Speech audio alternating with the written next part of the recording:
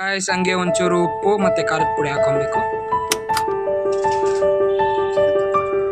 ರುಚಿಗೆ ತಕ್ಕಷ್ಟು ಉಪ್ಪು ಮತ್ತೆ ಖಾರದ ಪುಡಿ ಹಾಕೊಬೇಕು ಗೈಸ್. ಸೊ ಇವಾಗ ಚೆನ್ನಾಗಿ ಜಜ್ಕೊಬೇಕು ಗೈಸ್. ಫುಲ್ಲು ಪೇಸ್ಟ್ ಶುಂಠಿ ಬೆಳ್ಳುಳ್ಳಿ ಪೇಸ್ಟ್ ಮಾಡ್ತಾರಲ್ಲ ಗೈಸ್, ಆ ಥರ ಫುಲ್ಲು ನೀಟಾಗಿ ಪೇಸ್ಟ್ ಮಾಡ್ಕೊಂಡ್ಬಿಟ್ಟು ಮಾವಿನಕಾಯಿಗೆ ಹಾಕೊಂತೀನಿ. ಸೊ ನೋಡಿ ಗೈಸ್ ಪೇಸ್ಟ್ ಆಗಿದೆ. ಇವಾಗ ಮಾವಿನಕಾಯಿಗೆ ಹಾಕೊಂಡು ತಿನ್ನೋದು.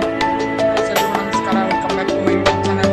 ಇವತ್ತಿನ ವ್ಲಾಗ್ ಏನು ಅಂತಂದರೆ ಗೈಸ್, ನೀವು ಮಾವಿನಕಾಯಿನ ತಿಂದಿರ್ತೀರಾ ಅನ್ಕೊಂತೀನಿ, ಉಪ್ಪು ಖಾರ ಹಾಕೊಂಡು ತಿಂದಿರ್ತೀರ, ಉಪ್ಪಿನಕಾಯಿ ಹಾಕೊಂಡು ತಿಂದಿರ್ತೀರ.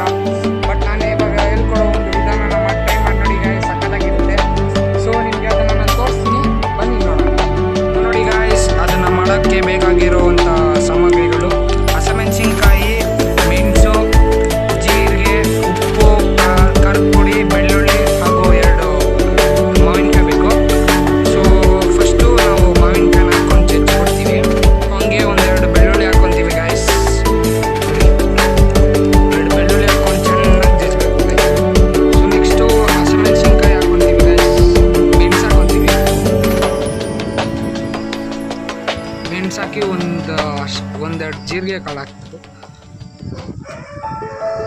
ಚೆನ್ನಾಗಿರುತ್ತೆ ಗಾಯ್ಸ್, ನೀವು ಒಂದ್ಸಲಿ ಟೇಸ್ಟ್ ಮಾಡಿ ನೋಡಿ, ಮತ್ತೆ ಟೇಸ್ಟ್ ಮಾಡ್ತೀರಾ. ಚೆನ್ನಾಗಿ ನುಣ್ಣಗೆ ಪೇಸ್ಟ್ ಥರ ಮಾಡ್ಕೊಬೇಕು ಗೈಸ್. ಸೊ ಇವಾಗ ಹಸಿಮೆಣಸಿನ್ಕಾಯಿ ಹಾಕೊಬೇಕು ಗೈಸ್. ಒಂದು 3 ನಿಮ್ಗೆ ಎಷ್ಟು ಖಾರ ಬೇಕು ಅನ್ಸುತ್ತೋ ಅಷ್ಟು ಹಸಿಮೆಣಸಿನ್ಕಾಯಿ ಹಾಕೊಬೋದು ಗೈಸ್. ಬಟ್ ಜಾಸ್ತಿ ಹಸಿಮೆಣಸಿನ್ಕಾಯಿ ಹಾಕೊಂಡ್ರೆ ಸ್ಪೈಸಿ ಚೆನ್ನಾಗಿರುತ್ತೆ. ಒಂದ್ಸಲಿ ಟ್ರೈ ಮಾಡಿ ನೋಡಿ.